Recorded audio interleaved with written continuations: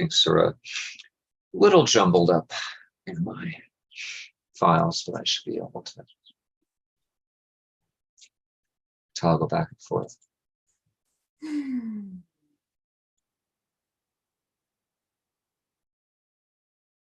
All right, well, just got a few minutes to get started.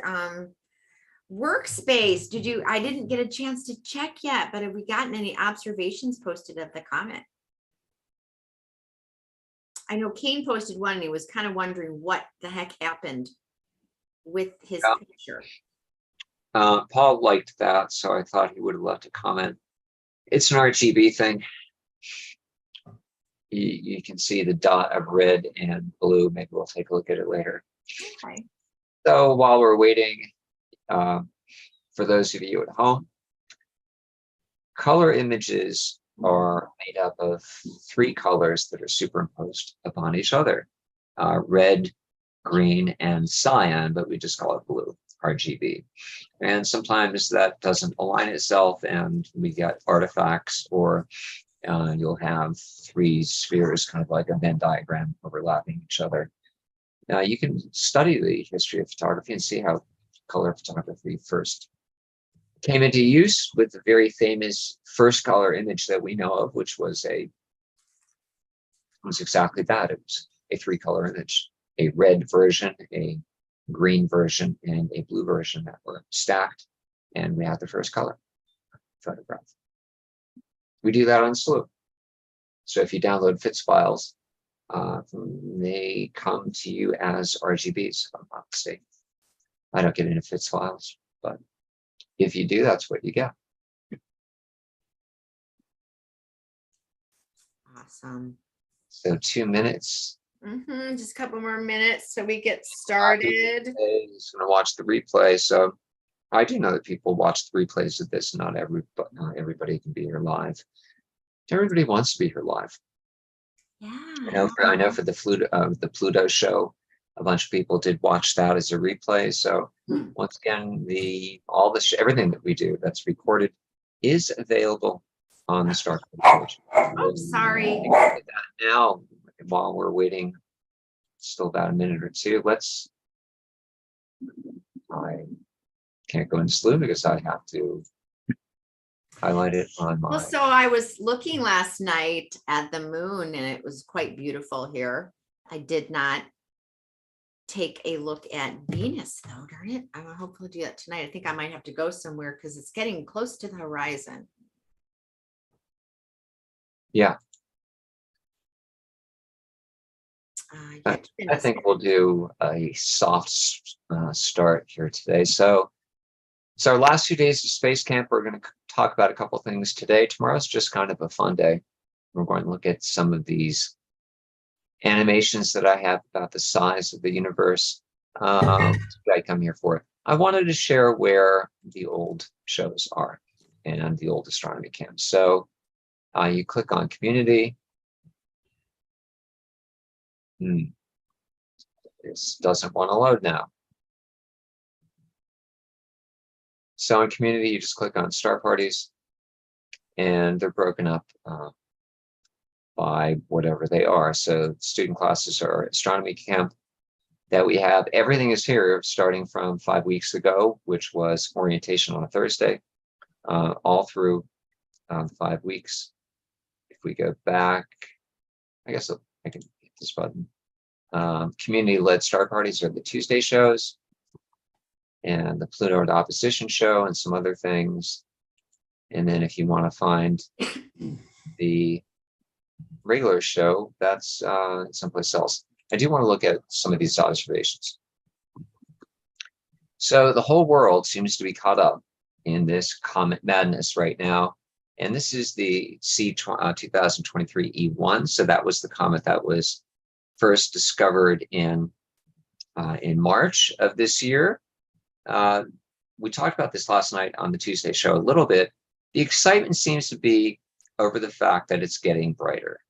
It's getting brighter. It's making its closest approach to Earth. But if I'm not mistaken, it is headed towards home. We are calling this a periodic comet of the Halley's Comet type, which means it will go out to where it resides in the Kuiper Belt, and will come back and visit us roughly the same length of time in between visits. The other type of comet are non-periodic comets, comets that, I don't know, we see every 10, 20, 30, 40, 50,000 years. One of the great comets last year was they thought came to visit in the dinosaur times, when dinosaurs roamed the Earth. I don't know how they came up with that number, but I guess they looked at its orbital period and calculated from that to the date. All right, so the comet, one of the things I can't make this, oh, I can, okay. They added this was not available the other day. So just kind of a greenish coma, no tail. It's closest to the Earth now, so we would have lost whatever tail it has, unless the tail is behind it. We could be viewing this face on, right? We're not seeing a side view. Maybe we're seeing it like some of these face on objects, but that's what we've got with this comet. It's all over the place, tons of Slooh missions. There's a whole bunch of observations. Here's another one. Sonali posted one. We'll say hi to Sonali. Let's give Sonali a like.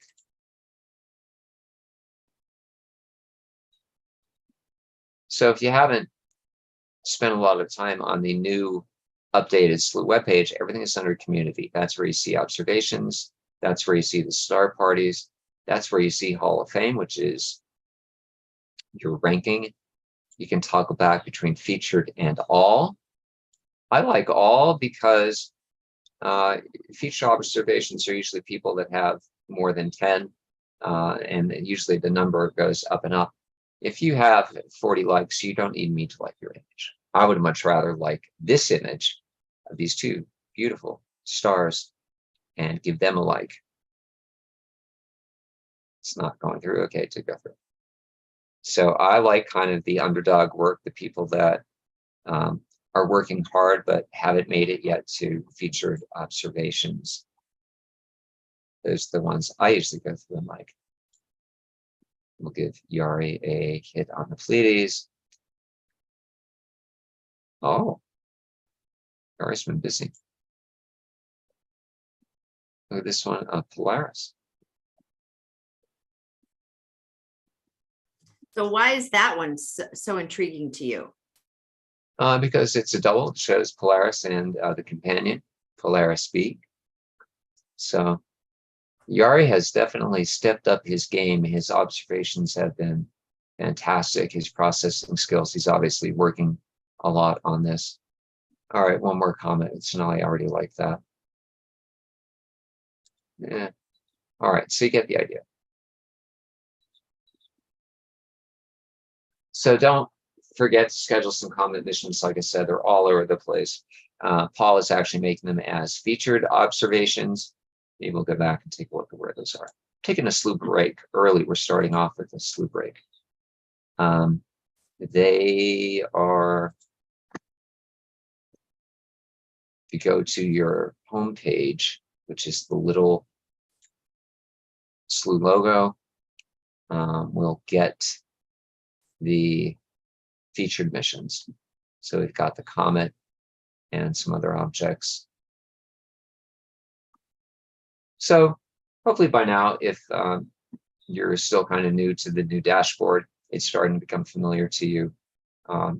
Not that difficult to use. And in fact, there's some great improved features that I've seen that I have enjoyed using. So let's go and take a look at some of what we're going to look at today. So we saw some animations of the comet, and we looked at animations in general during the Pluto quest and during the Pluto at Opposition Party. If you missed the Pluto show, please go back and watch that. I actually had somebody come back and say they watched it and they enjoyed it. So it was a good one. We've done Pluto before. I thought it was a lot of fun. I want to go back and look at some of these other objects that are important, that are similar to the Pluto quest. Where do I want to start with this? I think we'll go here. So if you stop by the Pluto show and watch some of it, you will see that I shared this this diagram. This is from a 19th century book on astronomy. And it shows us that there are objects in the solar system that have been known for some time that were thought of as being planets, but they're not planets. And these are minor planets. These are asteroids. So if we zoom in, and there are two types, some of these objects, asteroids, reside in the asteroid belt. That's between Jupiter and between Mars and Jupiter. There's Mars kind of buried in here because there's all kinds of stuff here. And we can see some of them.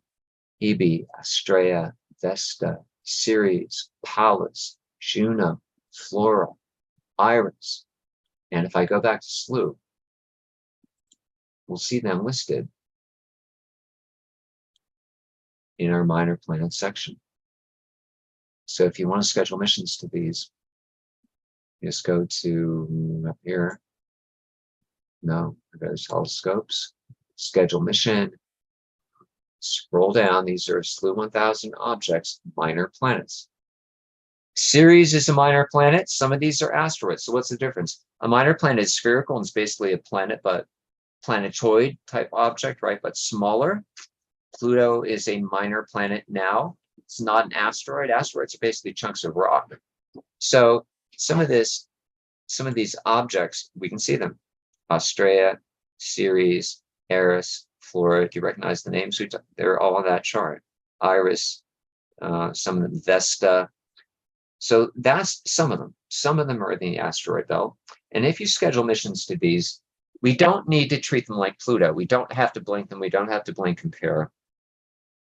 When they're at opposition, and I should have had an opposition at Ceres Star Party, because the images that I was getting were fantastic, beautiful. It's large enough and it's close enough to us that you do get some definition. You can see it, okay? It's not a dot like Pluto. Let's go back to my diagram.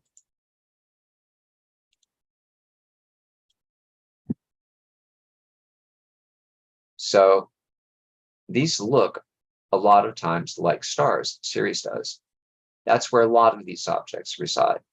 The other group of objects reside out here, which at the time of this engraving, this lithograph, was not known to us yet. That's the area of the Kuiper Belt. That's the area where Pluto is, so-called trans-Neptunian objects. In fact, this is probably 1850. This was before the discovery of Neptune. We see Uranus.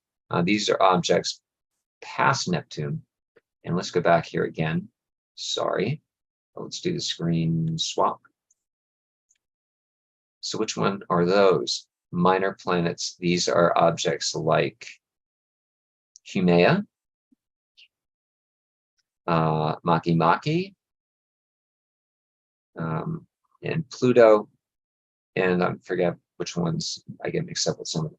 The big thing is, when we look at some of these other objects, these objects beyond Neptune, these objects in the Kuiper Belt, we don't see any definition. That's where we see a dot. That's where we have to treat it like Pluto, and that's where we have to make an animation in order to see it. So if we swap screens here and I go to my diagram again, let me advance. So this was an asteroid mission. This was dizzy. This made the headlines. This was a big deal. This was a near-Earth asteroid. It's still kind of a dot, but using an animation, we can watch it go from one side of the screen to the other. Most people are going to schedule 2 or 3 missions, and all you're going to do is get a blink comparer type movement. You're just going to see a dot move maybe an inch across the screen. So the big thing is, if you're out in the Kuiper Belt, everything that we talked about when we talked about Pluto is going to apply to these objects that are out there also. So, my recommendation was Pluto, you have to give it 5, 6, 7 days in order to see any type of movement. Why? It's so far away that you're not going to see any movement if you schedule any sooner than that. I see a lot of times people I already know, when somebody will assign a group of students, okay, we want you to start working on your Pluto quest, and all of a sudden we'll see all of these missions, 5 missions from one person, 5 missions from another person, 5 missions from a third, all on the same day. You will never see movement of Pluto in one day. You've got to spread it out over a couple days, roughly a week.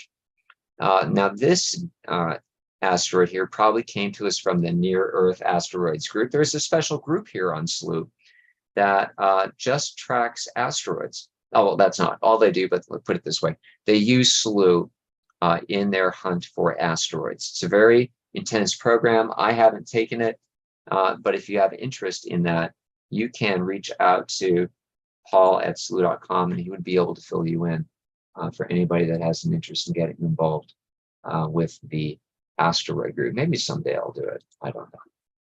So that was an animation of Dizzy. This is another image of this, again, near-Earth object. So depending on where it is, will determine how you're going to schedule missions to it. The big thing is, if you are a student member, you are not able to schedule coordinate missions anyway. That doesn't mean that you can't observe some of these asteroids. All you do is you join missions or piggyback missions from others that have already scheduled these types of asteroid missions. I don't know, let's take a look. I keep bouncing back and forth between Slooh today. Some days we don't use it at all. How do we do that? So we go into telescopes, we pick one with a wide field. Let's try Canary 2. And I look for coordinate missions. All right, already we've got the comet again. Somebody's scheduled a comet mission. We've got the comet right now. There it is. Okay, we've got some shutter issues. That's all right. I got enough comet pictures for myself. So here we have a coordinate mission. And I think that is an asteroid mission. The easiest thing to research these, you have to go in, just copy and paste, find out what it is, and you'll get a feeling for where some of these asteroid missions are. All right, so that is how we go about scheduling asteroid missions. You have to schedule them, as a Slooh 1000 object, or you can piggyback on a mission that somebody else already has for a coordinate mission. So those are dots that move, right? When we see an asteroid, we pretty much have to track its movement across the sky, similar to the way that we work with Pluto. Now, what happens if we have a dot that doesn't move? And I'm going to see if I can pull this up. I want to go and look at this next category of objects. And we have one of our resident experts on these objects here with us today, but unfortunately, she is a grown-up and is a participant, but not able to join us in the panel. That'll change when we get back to regular star parties. Astro Camp's a little different. And that's this. This is the quasar. So we're going to practice with this one here, this image, because the two little lines tell us where the quasar is. So we're going to look at some pictures where we don't see the quasar, or we don't see it identified, put it that way. So quasars, what are they? It's another image. Oh, I don't want to go there. Let me fast forward here. So we talked about these galaxies, active galaxies that were pretty much like other galaxies, but had a lot of radiation, had a lot of brightness, a lot of activity in the central part of its core.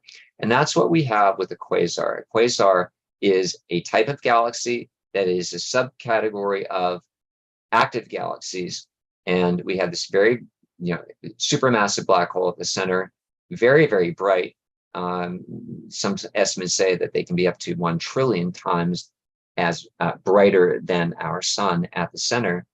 And then we have these jets of of material, ionized matter, that comes out at either end. And these jets of ionized matter can be 200,000 light years in length. These are just artist depictions.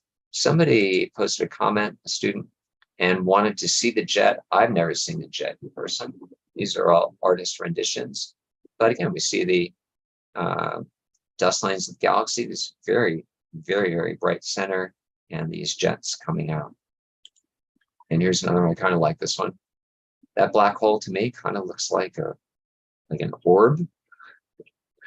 I don't know. But anyway, again, we see the sort of the disk of the galaxy, this very bright area here, and these jets coming out. So quasars are among the most distant objects that we can see in the universe. When I say distant, I mean they're at the very edge. They're at the limit of what we're able to detect. And some of the estimates are 2 billion light years away or more. Typical galaxies, I mean, Andromeda Galaxy, I think, is 4 million light years. In the Hercules cluster, we have a galaxy there that we know is about 500 million light years away from us. These are extremely far away. So I'm going to just stop the share here and go back to the quasar image. I have to reload it, I'm sorry. In the meantime, I'm getting some notes here. Sonali, if you want to unmute and fill us in on one or two things about the quasars, you're welcome to do so. I'm going to scroll back to the beginning.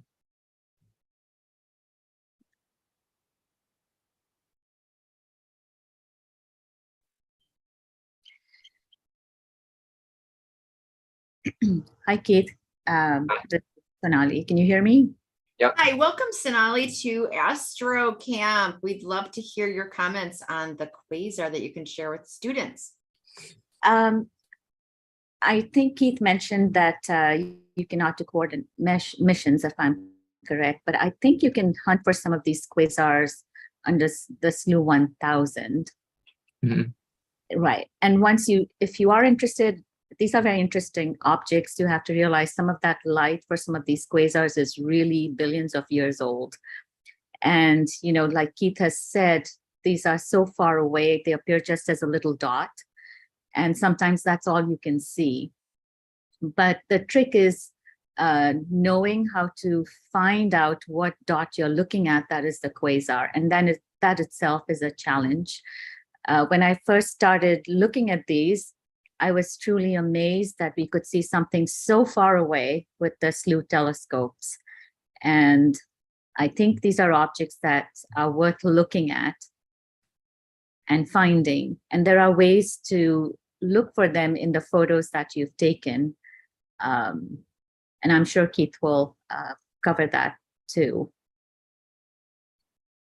Yeah, we had a lot of fun, Sonali and I, and we did a star party years ago, and we were doing a lot of pattern recognition with quasars. And that's really what you have to think about here. So this particular one is Andromeda's parachute quasar. This image, I think, came from one of the survey sites, Aladdin, that helps us identify things in the sky. They put a cross on it. This was another thing. So again, pattern recognition. The quasar is here. Okay, when we look at these dots, it's just because you have to kind of learn your signpost. Here is our larger dot. Here is the crosshair, so we know we start looking for patterns. And that's what you have to do. We talk about pattern recognition all the time. If you have two computer screens, that certainly helps. I do have Sonali's image loaded here where we were doing the quasar stuff. I've got some videos here. Oh, where is it? This is just not cooperating. I have Sonali's quasar image. It's not that one, where she has everything labeled for us.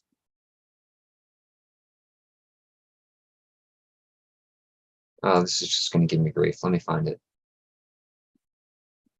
But anyway, when I'm going to find it. I have it. When you get into things like quasars, It's all about pattern recognition because you're not going to be able to blink compare like we do with Pluto because it doesn't move. And objects that are very distant, very far away from us, don't appear to move to begin with. So when you have a quasar that's the very edge of the galaxy, you're not going to see any movement. You've got to look at the pattern and you've got to just do it that way. Here it is, Sonali quasar PNG. I knew I had it somewhere. So let me, is this it? That's not it. There it is. Okay. So Sonali did a nice write-up on this. We're going to talk more about this, but I just want to talk about this identification. How do we find these things? It's pattern recognition. A large dot here, 2 other dots. It's this dot, all right? But the thing about it is, Andromeda's parachute quasar is not a dot. It's something different. It's something else. Because it's so far away, it has the chance to be affected by objects between the Earth, where we see it, and the object itself. What do I mean? We're going to look at some videos. Let me close out of some stuff. I've got to find my gravitational lensing image of distant quasar video that I downloaded. This probably won't want to work for me either, but we're going to look at it anyway. So this is what's happening.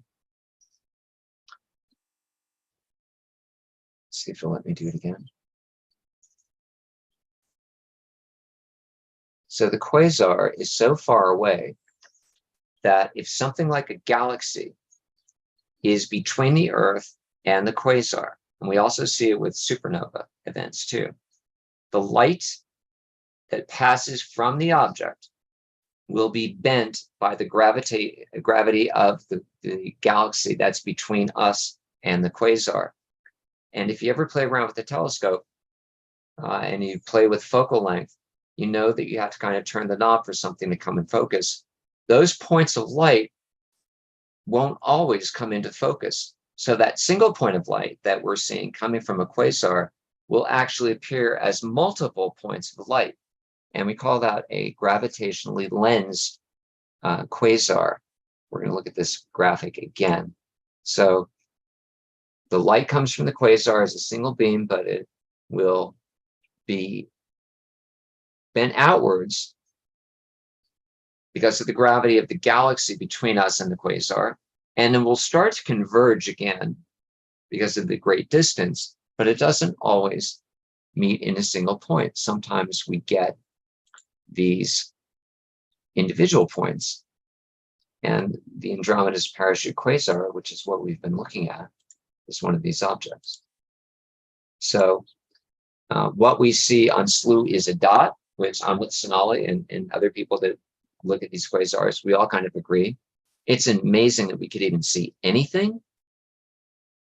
In a real, ideal world, you would see something like the image on the right, where you can see why it's called a parachute, don't you? That's what it looks like. It's like a little half egg or like a half circle with a little thing on the bottom. It looks like a parachute. And when they go in and pixelate this image, this is actually what's happening. You have 4 individual points of light and then 1 on the bottom. This begins as more or less 1 ray of light coming from the quasar, but between us, the Earth, and the quasar, we have something like a galaxy, and it is causing the light to not converge yet. It may converge at a point beyond the Earth, right? I'm sure it would. But just because of where we are, we can't change our position. We're not in focus. So we see something like this instead. Sonali, go ahead, take it away.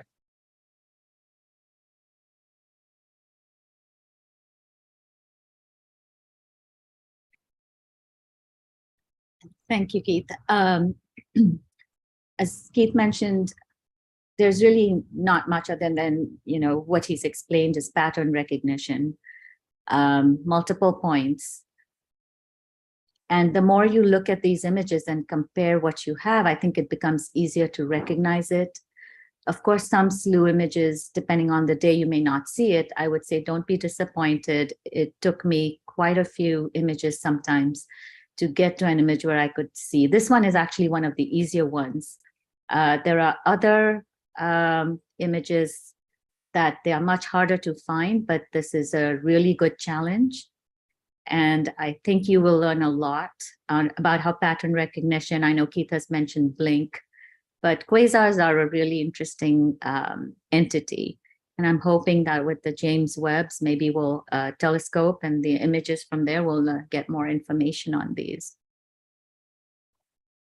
Yeah, they're a fun object. This is one of those, more obscure, dry studies that, we can use the Slooh telescopes to see.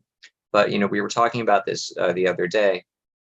If you, think that you're going to buy a telescope that advertises 40,000 objects, I guarantee you this is one of the ones that you're not going to see. I don't care if it's on the list or not. We are so lucky to be able to get it on Slooh at all. And if we go back to some of the other images, we have it here from some type of sky map. This is what we're talking about, okay? So when you see some of these missions scheduled, what some call white dot missions, there's no real way of knowing what they're scheduling unless they put a little blurb in the description when it's a coordinate mission. It could be a quasar, it could be an asteroid. Anytime you see these types of just white star fields, right? White dot missions, that's usually what it is. This is the Andromeda's parachute quasar here, a different field of view. And I think I see it. Sonali, do you see it?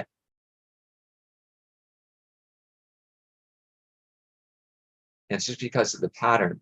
I am looking for the pattern of the central star with those two stars. If you go off the Slooh 1000, it's bound to be in the center. So that's I thought I had it. Now I'm not too on. sure. Yeah. I thought I had it, but now I don't know. Anyway, these are fun to play around with, especially when you get into a wider field of view like this. Everything is smaller. The pattern, you get more and more part of the sky, you get more stars. These can be really tricky to find. And I remember when we were preparing the okay, here you go. Gets even better. Sometimes you need some help. You need to have an image like we had over here. Get Sonali's image where we know what it looks like. Oh, this is another great object. This is Einstein's cross. Again, another example of this gravitational lensing where undoubtedly at some point very, very far past the Earth, this will probably converge into a single point of light. But because there's something between the Earth and the object, we get this. Again, you will not see this on Slooh. Einstein's cross, I think, is a dot. Pretty much all the quasars on Slooh lack definition, but I have seen some definition on some of the Andromeda's parachute quasar. You will see a little bulge on the bottom. Bottom of the hour. So let's take a break. Any questions on quasars? A really, really unique thing to study on Slooh. Again, we're all thrilled that we can even see them at all, but a lot of fun taking a look at these quasars. Any questions or comments on these? Or so Keith, can you just reiterate, or even Sonali, for students who are interested in their first foray into quasars, how to get started? Just start scheduling the missions. Yeah, should I go to Slooh? Yeah. I have to go back and activate the Slooh page. All right, here we are. And I'll put it up. Okay, here we go. So you schedule quasars. Remember, we have to go to schedule mission. And quasar is a subcategory of active galaxies, which is kind of a subcategory of galaxies. So when you scroll down, we're going to see it. listed with galaxies. It has its own listing, its own heading, quasars. There's not a whole lot. The 3C273 was the first quasar detected, discovered. Double quasars added not that long ago. There aren't a whole lot.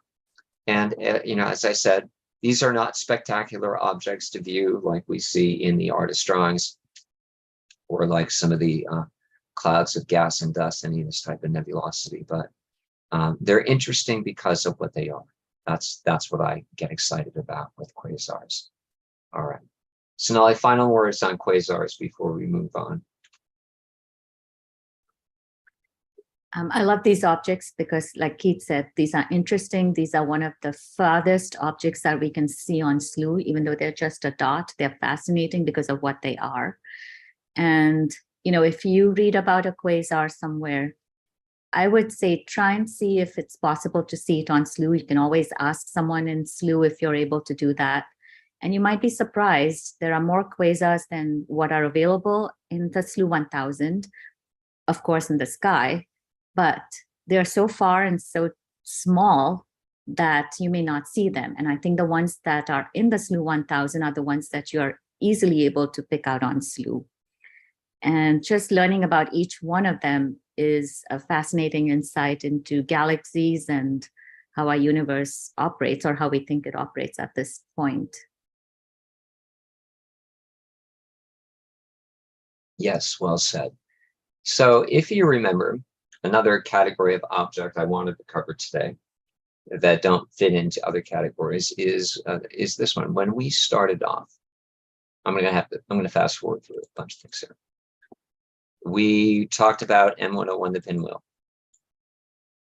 And the big deal here, of course, is the supernova in M101.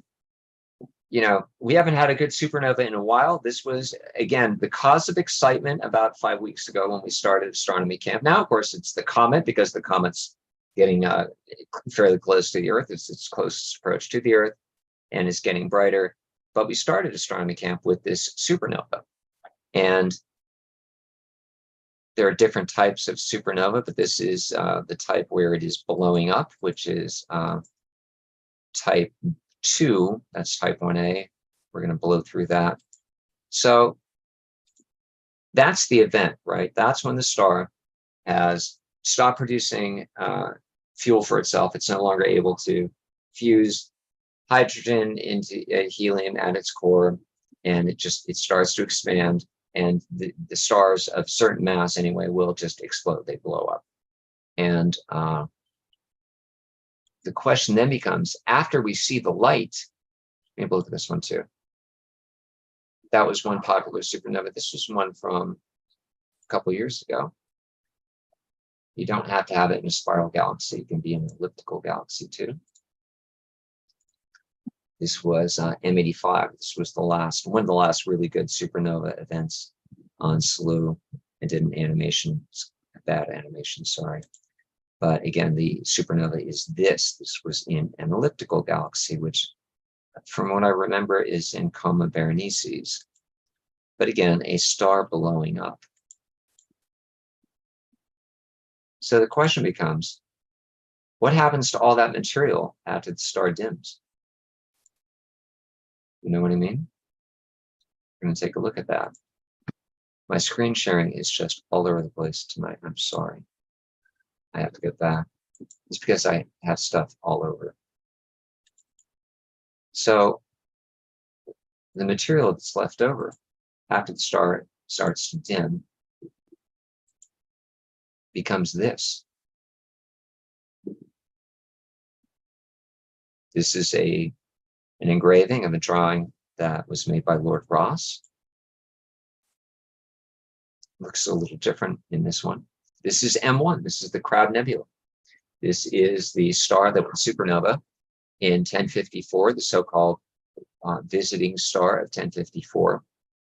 And it is a supernova remnant. That's all that material and debris that has been expanding for 1,000 years. It wasn't until we had telescopes powerful enough, Messier, I would imagine, just saw a ball of fuzz.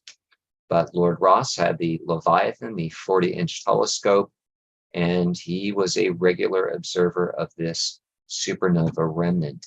So how do we find these on Slooh? We're going to take a Slooh break. We're going to look at M1. We're going to look at the supernova remnants, and we're going to look at some images in the guide. And the reason I want to use the guide is because I don't feel I've ever really gotten a good image of M1. You do have to do some processing. You have to play around with it a little bit because it's kind of spread out and diffuse. So first of all, let's look where they are.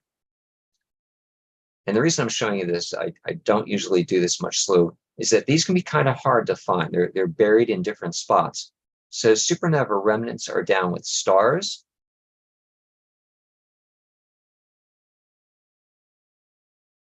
Right here.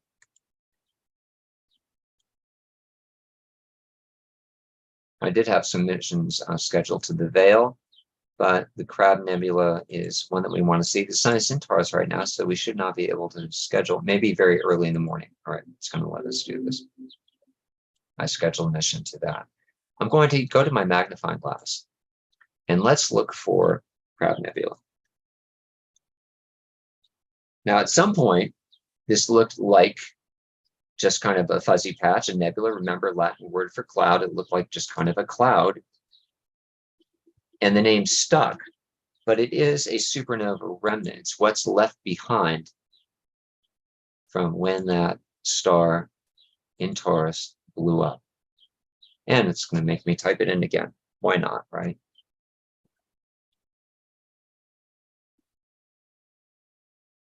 All right, so let's take a look. Let's look at some of the best images that people have shared of the Crab Nebula.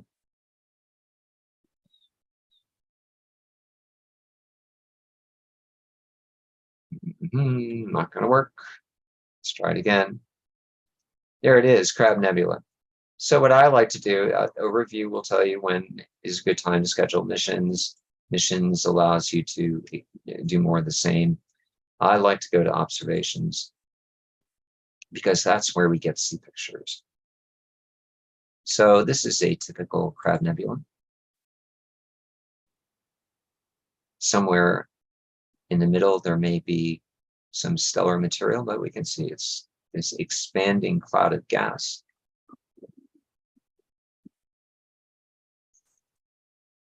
Does it look like the image that Lord Ross drew? Yeah. He was using different telescopes. He did not have access to what we have here on Slooh. Kind of a typical Slooh image.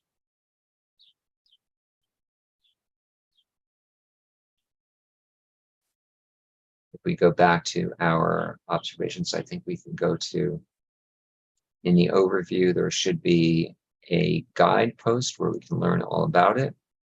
Some notes on visibility, times to schedule the best missions to the Crab Nebula. This is what I was looking for. Burnham's Corner. So if you haven't looked through these guides or through these object pages, you definitely want to scroll down to Burnham's Corner. Robert Burnham wrote the landmark 3-volume work that covers pretty much everything in the night sky. Lots of great mythology, lore. Yeah, there's some scientific data too that we don't really use anymore. He used an odd system of coordinates and some other things, but his writing and his observations on these objects are just wonderful. Here it is. He talks about the visiting star with a huge write-up. So the big thing is, whenever you're looking for an object that is a Slooh 1000 object, there is usually a write-up for it in these guides. You just go to the magnifying glass and type in what you want to read about, and there is plenty here to get started. You don't have to go anyplace else other than the Slooh guides. If you take all 1,000, I think 62 Slooh objects and read every entry on the guide or from Burnham's Corner, I think you will have done extremely good work. Okay, so before you go out and start Wikipediaing everything, come here and start reading some of Robert Burnham's observations. It's great. All right, maybe we'll look at one more. let's go back. These supernova remnants.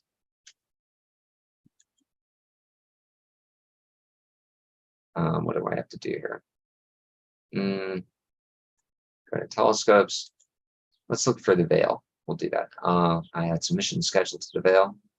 Gretchen, why don't you take a peek, see if our veil missions are up? Forget my schedule. I have to go to my question, my magnifying glass. So the Veil Nebula is in Cygnus. And it's so big that they divide it into east and west. So let's see if we get some pictures of the veil. What did you schedule on? Do you know? I don't remember. Okay, right now I'm not Probably- seeing anything. Probably Canary 2 wide field. These pictures aren't all that great. You do have to do a little bit of processing because the veil is kind of faint. So we see some of the nebulosity here, that red, that tells us that we have hydrogen. People did back. Here we go. Oh boy. So yeah, so this person probably did some processing. And remember, I said when we talked about reflection nebulae, it's not the fault of the Slooh telescopes. A lot of these objects are faint and do require a little bit of help. So in the beginning, you may not get the best images. You may have to learn how to stack. You may have to learn how to do some processing. You may not care. That simply means, hey, guess what? Maybe the veil isn't for you. Maybe the Crab Nebula isn't for you. There are plenty of things to look out on Slooh that don't require any work at all. They look fantastic right out of the Slooh telescope. So there's a little bit of everything going on. And we have that here. You can see, here's the same object. Can you see a difference? Yeah, I can. I mean, this person obviously knew how to tease out some of the color, probably going in and stretching with the histogram and all that. That's technical talk lingo that I explains. cannot find a mission, but I did see that at top of the hour, the supernova in the Pinwheel Galaxy is scheduled on Canary 1. Oh, I don't know. Do we want to look at that again? Well, it's not for another 15 minutes or We so. have seen so much of the pinwheel. We've got 15 minutes left. We have, haven't we? Oh my gosh. We looked at the supernova events. We looked at the supernova remnants. There aren't a whole lot of them. Just be prepared that some of them are not as dramatic as, say, the Trifid Nebula. I'm thinking of that, which always looks good out of the Slooh telescopes. I thought maybe, stop sharing here, we could talk about a little bit about what we're going to do tomorrow. So questions on these supernova remnants. Just another object on Slooh. They're buried in stars because they were stars at one time, right? But this is the material that's left behind when we have a supernova explosion, when a star explodes. So another one of those oddball objects. We're running out of days. So I think we did a little bit of everything, talking about asteroids, talking about comets yesterday. Monday, I don't even remember what we talked about, talking about the quasars.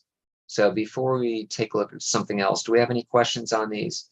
Again, hit the Slooh guides. If you have a question, put it in Astronomers Anonymous. That's always a good place to get directed in the right direction if you have a question about an object.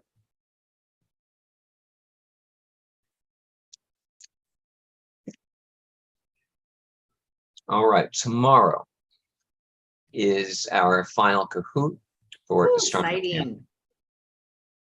exciting. We don't have Kane here, but I think he'll be here tomorrow. Astronomy Camp, we will probably have the time of the Kahoot. I'm thinking of 10 seconds per question. So you might want to practice with your mouse. You can go to Kahoot and practice on your own against the computer. Make sure you get your trigger finger ready to go. And before that, we're going to talk about some of these scale models, scales of the universe, size of the universe. I think, I don't know, we've got 10 minutes. I may buy some time today and look at one of them now. Well, you know what is on the current mission on Canary 4 are the eyes. It's not a great pick, it's a little pixelated, but I always find that to be just an interesting object to look at. The eyes, the old galaxy out there. I'm going to refer people, galaxy clusters was when we Mm. talked about the eyes and Markarian's chain and all that fun stuff. I think we're going to look at one of these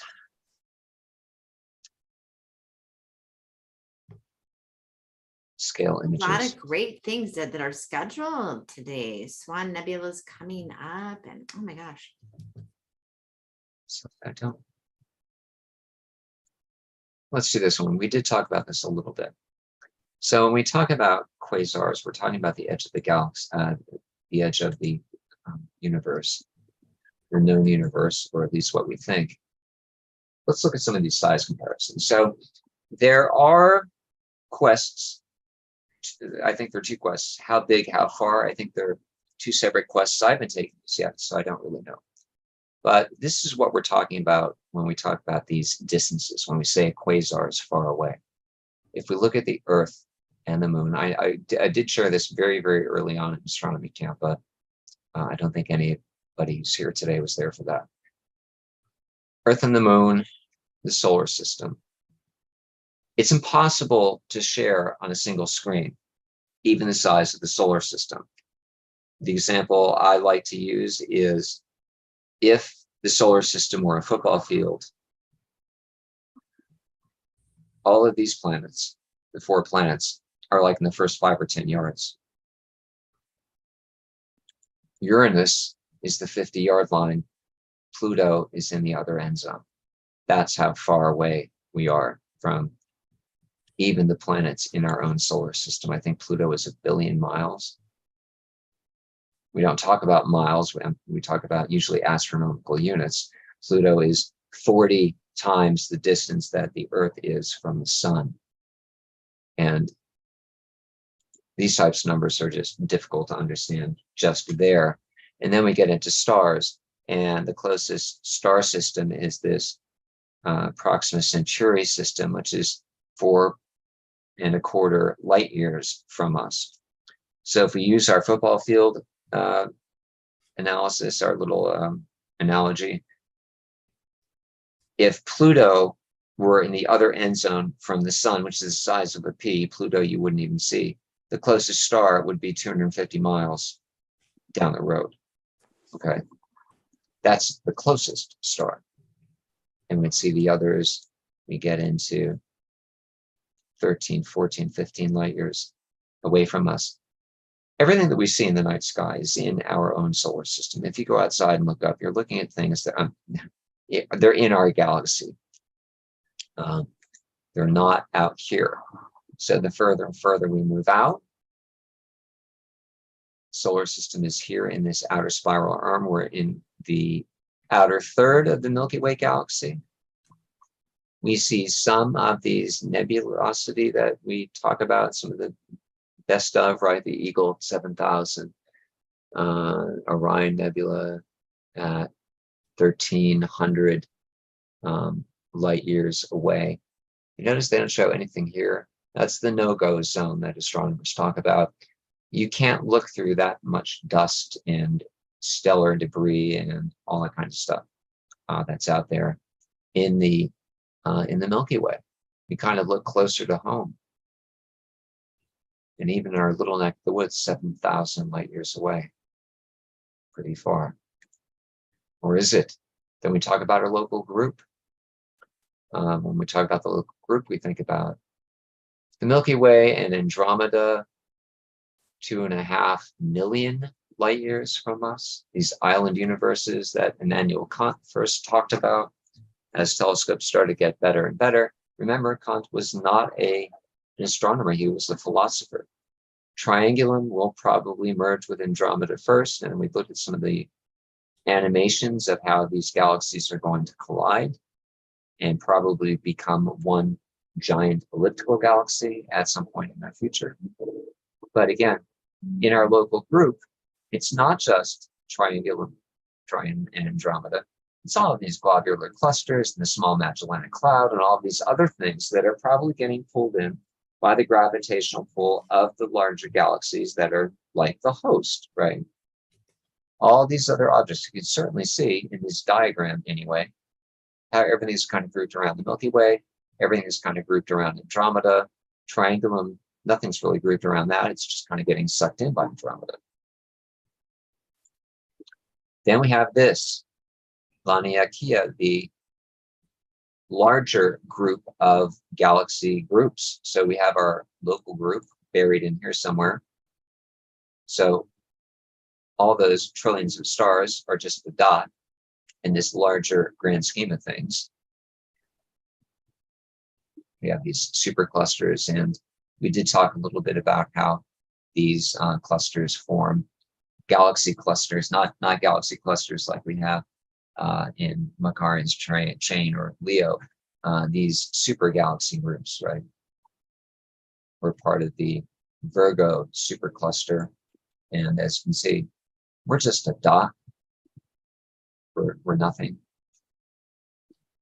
And then we move on from this to this, local superclusters, and this entire region is just a dot in this region. You get into these superclusters. And then that group of superclusters is thought to be just a dot in what we know of the observable universe. So, as I've said many times, to my way of thinking, there is a lot about space that simply is beyond the ability for the human mind to comprehend. In fact, I think it's beyond our understanding. There's no way to even really understand a light year, except in theory of saying it's the distance that light travels in a year. But, apart from that, it kind of is not just a humbling experience, it's just kind of awe-inspiring. And when we think of what we can see with the quasar, we're at the edge of this out there somewhere, the edge of the observable universe. Nolly, I saw you on mute. Do you have thoughts on this? I agree with you that it's really difficult to fathom how much of the universe we know about and then don't know about, especially in perspective of how you portrayed these slides. We are just a small part, and what we can see, we still don't know how everything works. But what I love with the Slooh telescopes is we can still see what we can see with the telescopes we have. And understanding the universe, I think, is going to take humanity a long, long time, because every time we have a different telescope or a different new instrument, we find something that changes some of our understanding or adds to it in a more meaningful way that helps us understand more of our universe. But I think there's just so much that we don't know. I agree with you there. There's a lot that we don't know about our universe. So I think this is our takeaway for the evening. It's okay if you want to lie down after this, if you want to ponder on where we fit and all this. We'll go backwards. It's a lot to take in. I know for me, when we were looking at the sun, and we even just look at the amount of Earths, the number of Earths that can fit inside of our sun, and it's really even hard to imagine how that works out, like how large the sun actually is, distance, the sun, and the enormity, the expanse of the universe. And you've done such a splendid job of bringing this to the table in kind of bite-sized bite-sized ways for us to try and get it to grasp this. So thank you. Well, And this thank is you, Sonali, for joining us today as our little guest on this show. We were supposed to have guests, Thank and nobody really wanted to come on and talk with us. So I'm glad you came. I'm glad you were here. But that's what we're going to do tomorrow. More of the same. As far as me putting together anything, I didn't put anything together. These are readily available on the internet. There are many, many different versions of this. Tomorrow, I think we'll look at, I know tomorrow I want to look at, again, some of these size comparisons. This shows us a distance comparison more than anything, and size of galaxies relative to the grand scheme of things. But it doesn't really show us an object size. You know, where does the Earth stand in comparison to how big some of these stars are? You know, when we talk about a supernova, how big of a star are we talking about when we talk about a star that's, you know, 8 to 15 times larger than our sun? Because remember, to have a supernova, you've got to be of a certain size. The size of the star determines how the star will end its life. 8 to 15 times bigger than our sun will be a supernova of some type, depending on whether or not it has a companion. Stars the size of our sun, they become a planetary nebula. They go poof and expel the outer shell and shrink down to a white dwarf. So we're going to look at some of these size comparisons tomorrow and get into this idea of what the Hubble Deep Field sees and what the James Webb sees in its deep field and its relationship, which I can't believe the whole world isn't talking about this, but it looks to me just like a graphic representation of a mathematical formula, which really didn't begin to be understood completely until like the 80s, when computers were able to graph out some of these more complex equations. Very, very interesting stuff. I know that sounds a lot. It'll be easy to understand when we take a look at what I'm talking about. So we're definitely going to go down that road tomorrow, probably in the first half. I also want to visit the website. I won't give you the name of the website, but it shows us that just as we expand out into the known universe and look at it through the lens of telescope, we can also turn that lens inward by use of a microscope and see that there is a relationship between, as things get bigger, we have things that get smaller. And the size of the known universe also extends to the size of what we can see that is infinitesimally small. It's a neat comparison. It's a lot of fun. We'll do that, and then we'll do the Kahoot. So we're at top of the hour. Thank you, everybody, for coming. I don't have anything else for you today. Do you have any questions that we want to go over before we call it a day? I just wanted to add a little reminder for those of you watching this replay that tomorrow we do have the Kahoot. So study up. It's going to be how many questions? Can't study for it. Can't study for it. Can't study for it. You just have to be. We're just going to look at pictures, and you're going to have to decide and determine what it is. Oh gosh, exciting. Okay, well, I'm looking forward to it. And we're going to do double time. Oh, in double time. Okay, well, we're going to be 10 seconds probably instead of 10 seconds. There you go. So get ready. no time to use that Google search or whatever they have where you click on the image and it identifies. No, you're not going to be able to do that. No, maybe you will. Maybe you will. All right. Okay, everybody. Well, thanks for being here. Thank you, Sonali, our special guest, and we'll see you tomorrow, same time, 5 o'clock, and then we are done with astronomy camp. It's our last day of astronomy camp tomorrow. So you're so welcome. See you guys there.